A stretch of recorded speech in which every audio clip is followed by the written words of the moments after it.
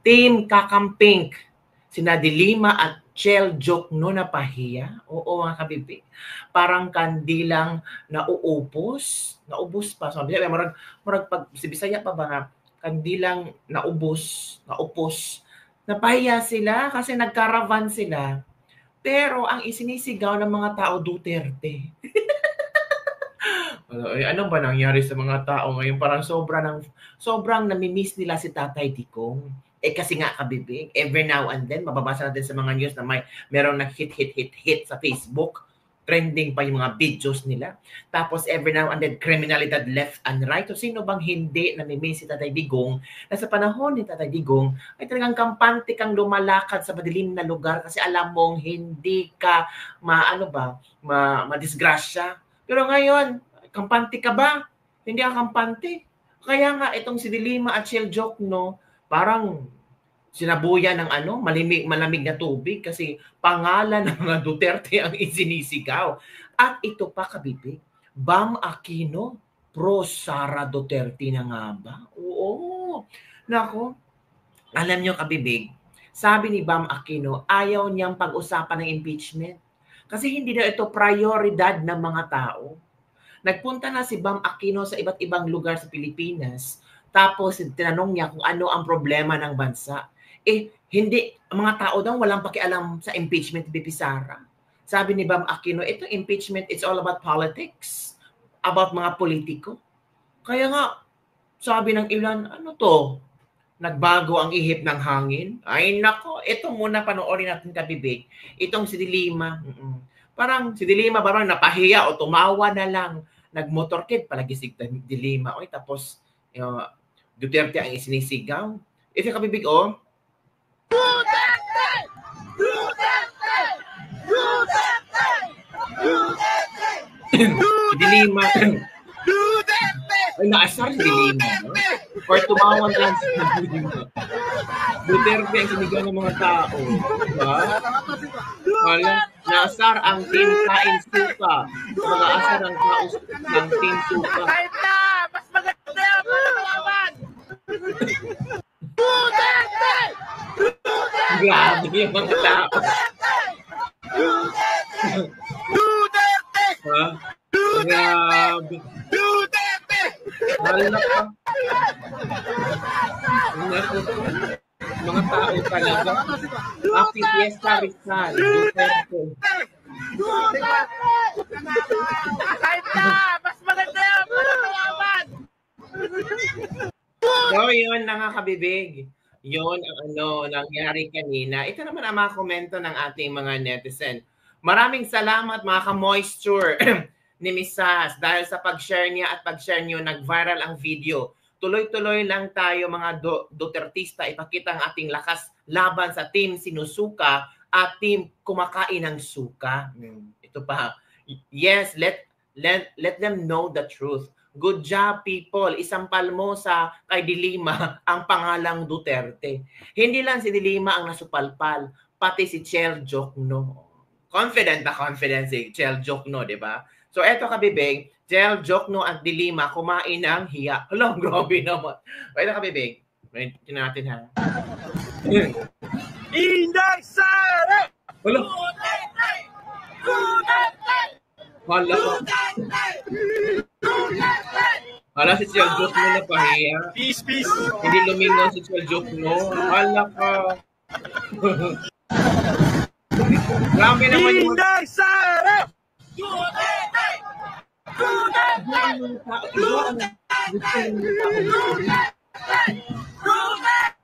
Peace, peace.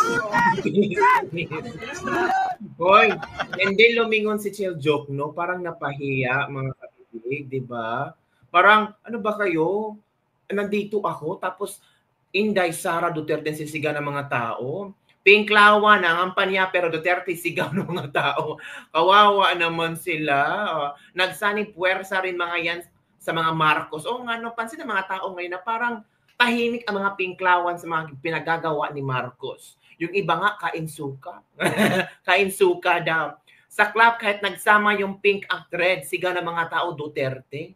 Oy, ano ba naman yan, nakakahiya, di ba? Team Kainsuka, isinusuka. Enodoro ang mga yan. Ano ang na mga supporter ni Bangag, di pa kayo maniwala, Duterte pa rin ang gusto ng mga tao. You cannot take away the Duterte charms from the people. Kahit ano pang gawin nyo, sa bahay nyo na lang yan kayo mga kampanya. Hala ka. Partida, nasa Rizal pa yan. Mga Katagalugan. What more sa Kabisayaan at Mindanao? Oy, ano ba naman yan? Parang mag-isip-isip na sila kung ano ang kanilang strategiya para makuha ng mga kakamping at mga team sinusuka. Team Kainsuka at team sinusuka ang simpatya ng tao. Kasi the more they push VP Sara, the more they push Pangulong Duterte, ay the more ang mga tao maawa sa kanila. Buti na itong si Bam Aquino, mga kabibig. Uy, ano na kay Bam Aquino kabibig? Ay, eto na si Bam Aquino kabibig. Parang there's a conflict between Bam Aquino and Trillanes. Bakit? Ay, naku, si Bam Aquino nagsalita, mga kabibig, tungkol sa impeachment ni Sara at parang hindi nagustuhan ni Trillanes. Dismayado si Trillanes. Dahil daw parang na-insulto si Trillanes sa mga statement ni Bam Aquino hinggil sa impeachment ni VP Sara, hinggil sa kung gaano kahalaga daw na mapatalsik si VP Sara. May point naman si Bam Aquino sa kanyang obserbasyon. Base ito sa kanyang na-experience, sa kanyang pakikipagsalamuha sa mga tao. So ito, sabi ng iba, naku, pro Sara na pala si Bam Aquino or ano ba gamitan ito? Ito kabibighan, manood tayo. Palito issue sa mga politiko, yung mga alyansa ngayon ay parang yun po ata yung nagiging isa sa malaking bagay. Pero honestly, galing akong sa Buwaga, FAC at ILAP, hindi siya issue ng mga kababayan natin. Issue ng mga kababayan natin yung pagkain, yung kakulangan ng tulong sa edukasyon. So impeachment is not a serious matter to the Filipino people. So, magkakaroon ng mga limitadong trabaho na ayuda ng dignity ng patas. Ito yung mga tutulungan kami. Ito yung binabanggit ng mga tao. So, palagay ito yung impeachment. Mahalaga siya sa mga partido, mahalaga siya sa mga politiko. Pero pagdating sa taong bayan, hinahanap pa rin nila yung mga tao magtatrabaho para sa kanila. Hindi yung mga issue na mahalaga sa kanilang pamilya. Mahalaga sa kanilang pang-araw-araw ng buhay. Well, I've already said it. It seems like pag umabot na tayo sa Senate, we will be a judge. At siguro yung nararapat na gawin ay maging fair. Tingnan yung ebidensya. Pero grabe naman, assuming siyang mananalo. Ay sabi niya, aabot tayo sa Senado, maging judge ako, dapat maging fair tayo. Uy, assuming, ang daming mga assuming ngayon. Si Erwin Tulfo, assuming niya maging senator judge. Si Bam Aquino, assuming mga senator judge kung magkaroon ng impeachment kay VP Sara. Diba?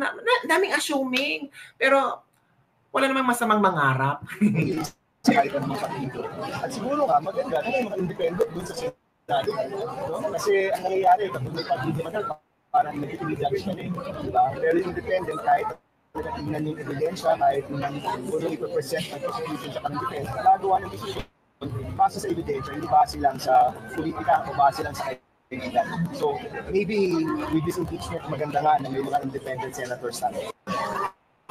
So yun mga kabibig, yun ang opinion ni Bam Aquino na gigil si Trillanes kung bakit nagsalita si Bam Aquino ng ganyan, parang na-insulto. Kasi alam naman natin na isa si Trillanes na gustong ma-impeach si VP Sara. Ito naman ang mga komento ng ating mga netizen. PRRD, vote straight. Huwag pa budol yung sabi ni Aquino, Marcos, isang linya. Trabaho po talaga ang kailangan, hindi ayuda kahit piso. Wala namang nakakarating yan sa karamihang may hirap. Ilan lang nabigyan yung gustong nilang bigyan. Dapat nga 4 piece alisin din kasi yung mga nagpo-4 piece, nagsugal-sugal lang. Yan naman talaga ang problema namin, hindi impeachment. Kayong mga politiko, puro pamumulitika. Nakalimutan nyo na kung ano ang purpose ng pagtakbo nyo na magsilbi sa bayan at gamitin ang tama pondo ng bayan. Diba? So, parang naka-pogi point si Bam Aquino dito. Walang pakialam ang dilawan dyan. Ang target talaga nila si BBM impeach. Hala, bago na naman itong intriga. Parang gusto ko na si Bam. O sabi na isang netizen. Di pa rin kami mabubudol mo, Bam. Istoryahi, Bam. O yan ha, ganyan dapat. Sana lang tuloy-tuloy yan para sa bayan. Di nga, election kasi, kaya playing safe. at gustong gamitin si VP Sara. Kayo naman talang. Huwag kayong ganyan. Be open-minded tayo sa statement ni Bam. Tama din naman si Bam Aquino based sa kanyang mga obserbasyon. Nakapunta siya sa ilang parte ng Pilipinas at people don't care about the impeachment of VP Sara.